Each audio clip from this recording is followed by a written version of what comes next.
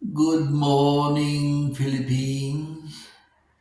This is Philip talking to you from the Ivory Tower. Many have said that when you come to the Philippines, you can live in this lovely residence as a king would. Well, if I look back at my noble ancestry, to actually reside in this wonderful archipelago, you would require certain necessities of life. The first off would be your attendance. You don't want to make the transition from colonial North America to this lovely island paradise without the necessary footmen, a gentleman's gentleman, uh, chef, attending staff, a driver, a gardener, and general maintenance personnel. So, depending on the grandeur of your residence, you may consider for budgetary purposes a figure of about, oh, say 2 million pesos per month to cover their salaries. So let's start off with that. That's the basis of making sure that all our attendant necessities as royalty here in the Philippines are being attended to.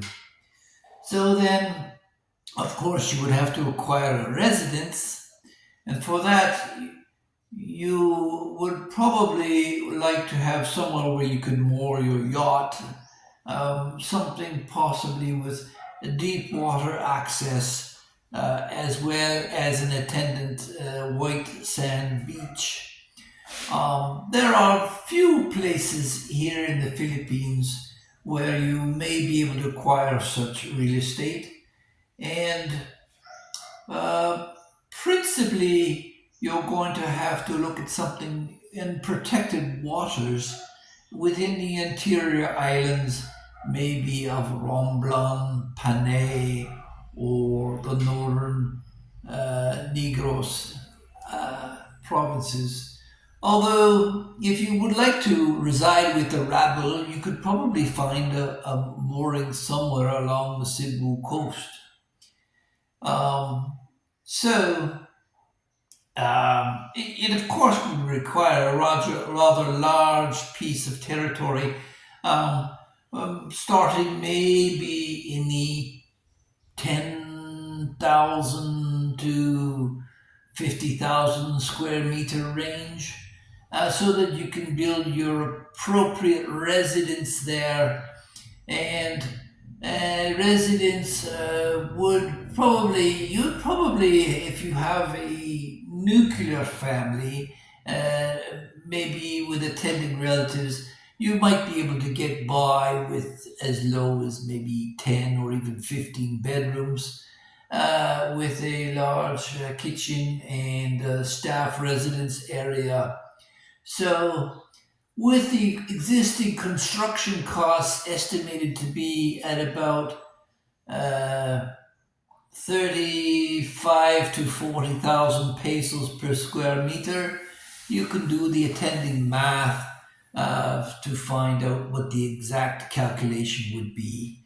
But for purposes of someone looking for a residence that is uh, principally earthquake and typhoon proof, which of course you would build to European standards. That would bring about actual stonework as opposed to poured concrete. Um, you could expect to be paying as low as maybe 500 million to maybe 1 billion pesos. So, Then, of course, there's a yacht, which is really separate for this exercise, and it is anticipated that you would probably be bringing your yacht from the Mediterranean or the Caribbean and building appropriate dockside access for your mobilization nautically, of course. Now, you probably would want to hire a pilot and a captain of your ship, um, so that you wouldn't have to worry about navigating the Sulu Sea. If you decided to travel in the southwestern part of Mindanao, you may require your attendant security staff with the attending weaponry, including drones and maybe even anti-aircraft armaments and possible munitions, including everything from shoulder-held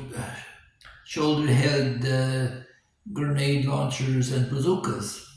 So, overall, I think that yes, a king could notably squeeze by with a minimal budget of about 1 billion to 1.5 billion pesos.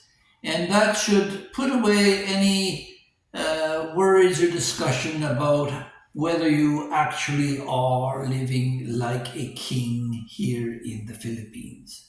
Now, for the rabble, the attending serfs, minions, and parasites that reside in the colonies who decide to come here on their social assistance, squeaking by with a mere 50 to 80,000 pesos per month. Yes, yes, yes. That's what the provinces are for, and I hope you enjoy your lovely time there, eating wild pig, chasing after chickens, and trying to scrape by with the jungle fruits that are there at nature's discretion. So, I hope you enjoyed this video, which should put to rest any question about living in the Philippines as a king. If you found any of this mildly entertaining, please indicate your thoughts and inspirations in the comments section below. Thank you for your time, and again, if you were of interest, don't forget to like, share, and subscribe.